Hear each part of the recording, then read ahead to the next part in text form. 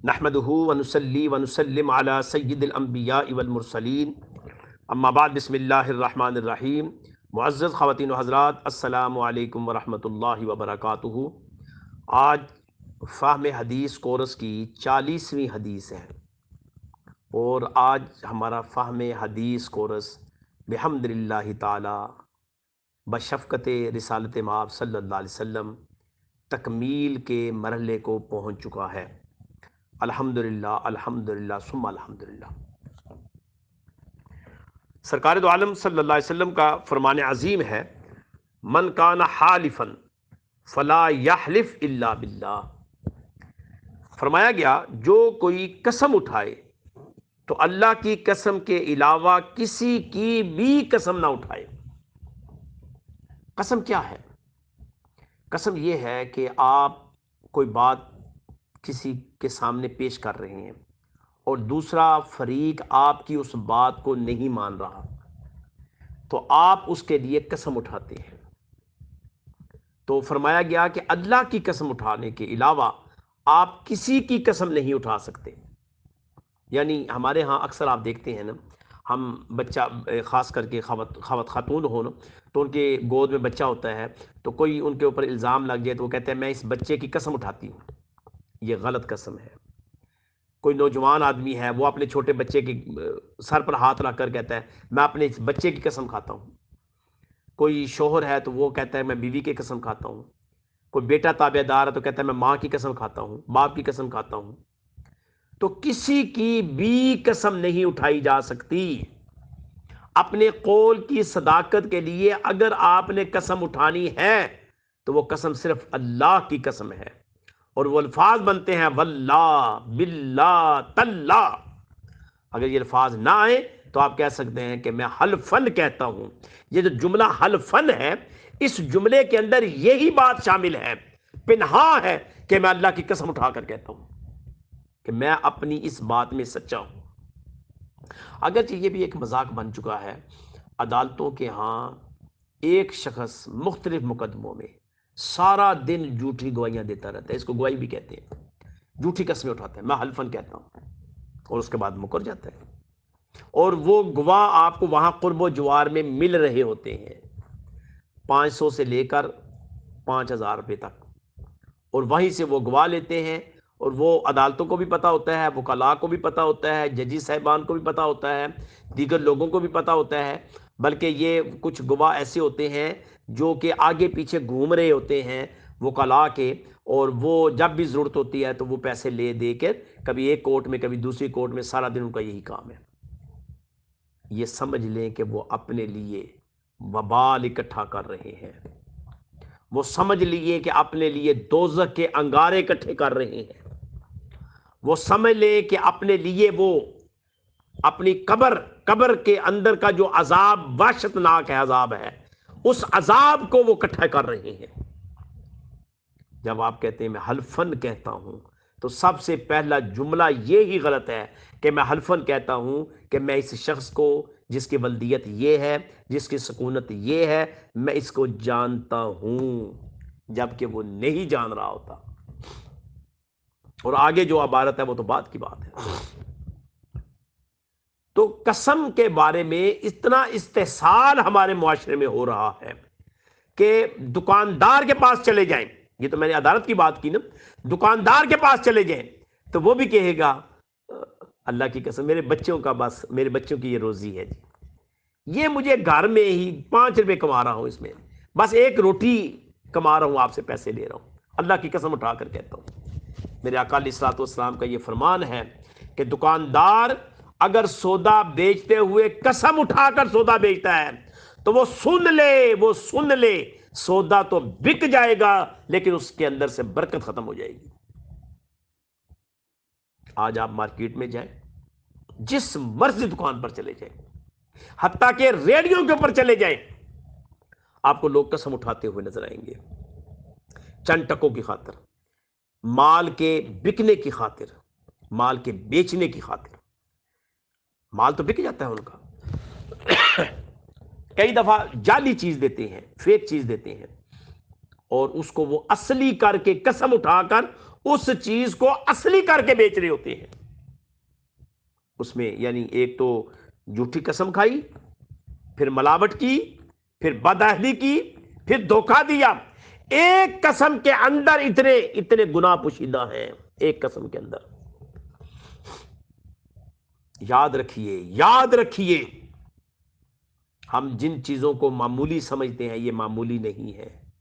فَمَن يَعْمَلْ مِثْقَالَ ذَرَّةٍ خَيْرًا يَرَهُ وَمَن يَعْمَلْ مِثْقَالَ ذَرَّةٍ شَرًّا يَرَهُ. ذرہ بر نیکی اجر کا مستحق ہے، اور ذرہ بر برائی سزا کی مستحق ہے. ذرہ کس کو کہتے ہیں؟ ذرہ، اگر آپ کبھی لعاب لگائیں اپنی انگلی کے اوپر اور اس کو نیچے مٹی پر لگائیں تو کافی سارے ذرے آپ کو لگ جائیں گے، اور وہ خوردبینوں سے بھی نظر آتے ہیں صحیح طریقے سے. وہ ذرہ ہے، اس ذرے کے برابر بھی نیکی اللہ تعالیٰ آپ کو جزا دے، اور اس ذرے کے برابر بھی برائی. تو ہماری تو اتنی برائیاں ہیں کہ وہ ذرے بر اکٹھے ہو کر پہاڑ بن گئے ہیں. وہ پہاڑ کیسے ٹوٹیں گے؟ اتنا ہم نے لوگوں کا استحصال کر رکھا ہے، اتنے دھوکے کر رکھے ہیں، اتنے فراڈ کر رکھے ہیں، اتنی بےایمانیاں کر رکھی ہیں. ان کی تلافی کب ہوگی؟ حقوق کے اوپر غصب، حقوق لوگوں کے غصب کر رکھے ہیں، ان کی تلافی کب ہوگی؟ لوگوں کو بلیک میل کر کے لوگوں کی زندگیوں کو اجیرن کر رکھا ہے، اس کی تلافی کب ہوگی؟ کون کرے گا تلافی؟ ہر شخص اپنے تے ہی سمجھتا ہے کہ میں سچا ہوں، ہر شخص اپنے تے ہی سمجھتا ہے کہ میں ہی رائٹ پر ہوں، باقی سب لوگ جھوٹے ہیں. جس کی بھی شاطرانہ چال چل جاتی ہے وہ سمجھتا ہے کہ میں بہت عیار، مکار، سمجھدار اور چلاک ہوں، جبکہ کاٹ کی ہنڈیاں بار بار نہیں چڑھتی. میرے دوستوں، میری بہنوں، میری بیٹیوں، اسلام نے آپ کو ایک امن والا معاشرہ دیا ہے. اسلام آپ کو ایک ایسا معاشرہ دینا چاہ رہا ہے جس میں ہر شخص امن اور آشتی کے ساتھ زندگی گزارے، عبادت کے ساتھ زندگی گزارے، معاملات کے ساتھ زندگی گزارے. اسلام نے تمام حقوق اور فرائض کو ڈیفائن کر دیا. کس طرح آپ نے اپنی زندگی گزارنے کے لیے افراد کے ساتھ آپ نے کس انداز سے چلنا ہے. آپ گھر کے اندر ایک بچے ہیں تو آپ کا رویہ گھر کے اندر کیسے ہوگا؟ آپ باہر نکلتے ہیں تو آپ افسر بنتے ہیں تو آپ کا ماتحتوں کے ساتھ کیسا رویہ ہوگا؟ آپ دکان پر جاتے ہیں تو آپ ایک گاہک کی حیثیت سے دکاندار کے ساتھ آپ کا رویہ کیسا ہوگا؟ آپ کے ساتھ کسی کے ساتھ جھگڑا ہو جاتا ہے تو آپ کا رویہ آپس میں ان دونوں افراد کے ساتھ فریقین کے مابین کیسا ہوگا؟ آپ عدالتوں میں جاتے ہیں تو آپ کا انداز عدالتوں میں کیسا ہوگا؟ ہر چیز کو اسلام نے واضح کیا ہے، ہر طریقہ بتا دیا ہے. کاش کہ آج ہم اسلام کے مطابق اگر چلے تو معاشرے کے ہر گھر میں سکون ہی سکون آ جائے. جو سکون ہم تلاش کر رہے ہیں باہر گلیوں اور کوچوں میں، جو سکون ہم تلاش کر رہے ہیں کہ ہمیں کبھی اس جگہ سے مل جائے گا، کبھی اس جگہ سے مل جائے گا، وہ سکون آپ کے اندر موجود ہے. اپنے من میں ڈوب کر پا جا سراغ زندگی، تو اگر میرا نہیں بنتا نہ بن، اپنا تو بن. زندگی کے راز کو پائے. میرے دوستوں، یہ زندگی مختصر ہے، ہم سب نے چلے جانا ہے. ہم سے پہلے لوگ چلے گئے، ہم نے بھی چلے جانا ہے. یہاں نہیں رہنا، یہاں نہیں رہنا. یہ رہنے والی جگہ نہیں ہے، یہ گزرگاہ ہے. یہ قیام گاہ نہیں، یہ گزرگاہ ہے. اپنی زندگی کے اندر اس چیز کو بٹھا لیں، اپنی سوچ کے اندر اس چیز کو بٹھا لیں. آپ جواب دہ ہیں اللہ اس کے رسول کے سامنے.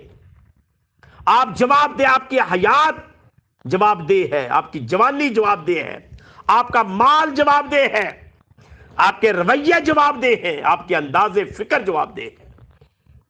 آپ اللہ اس کے رسول کے سامنے جواب دہ ہیں. لہذا اپنی ذمہ داریوں کو پورا کرنے کی کوشش کریں تاکہ معاشرے کے اندر امن پیدا ہو. اللہ تعالیٰ سے یہ دعا ہے کہ اللہ تعالیٰ ہمارا اس عمل کو قبول و منظور فرمائے.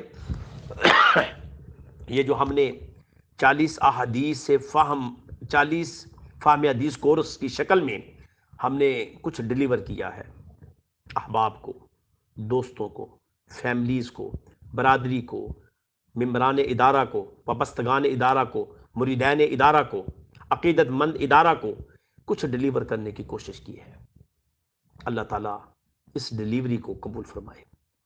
اللہ تعالیٰ ہم سب کو آقا علیہ الصلوۃ والسلام کی شفاعت نصیب فرمائے، اور میرے آقا علیہ الصلوۃ والسلام کا ان 40 احادیث کی تقسیم یاد کرنا، تشہیر کرنے کے بارے میں جو آپ کی خوشخبری ہے، اللہ اس خوشخبری آپ سب کو وہ خوشخبری کا حقدار بنا دے، آپ کو صدیقوں میں شامل کرے، آپ کو صالحین میں شامل کرے، آپ کو شہداء میں شامل کرے، آپ کو نیک لوگوں میں شامل کرے، آپ کو ایک ایسی جماعت میں شامل کرے جو اللہ تعالیٰ کے پیارے بندوں کی جماعتیں ہیں۔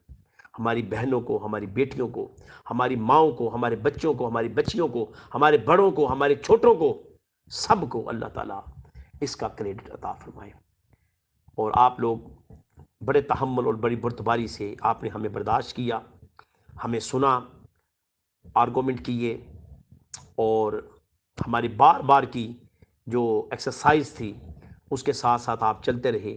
اللہ آپ کا سننا قبول فرمائے۔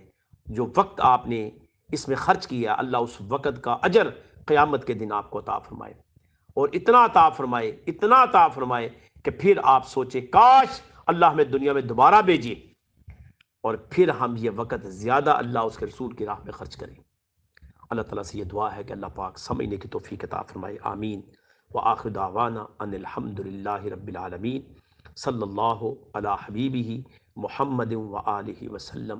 انشاءاللہ العزیز ہم نے یہ پلان کیا ہے، اس کے بعد انشاءاللہ ایک تو آپ کو اس سلسلہ میں جو ہم نے ایک پروگرام کیا ہوا ہے ہمارے میڈیا سیل نے، ایک تو وہ آپ کو بار بار گروپ کے اندر آگاہ کر لیں گے کہ اس کا ایوارڈ آپ کو کیا دیا جائے گا، وہ ایوارڈ بھی آپ کو ملے گا، اور اب آپ اس کے بارے میں فیڈ بیک بھی دیجیے گا، اپنے تبصرے دیجیے گا، پرسنل نمبر پر دیجیے گا، یوٹیوب کے چینل پر دیجیے گا، جہاں جہاں بھی آپ کو ہمارے یہ کلپ نظر آئیں وہاں پر دیجیے گا، اور اپنے دوستوں تک بھی پہنچائیے گا۔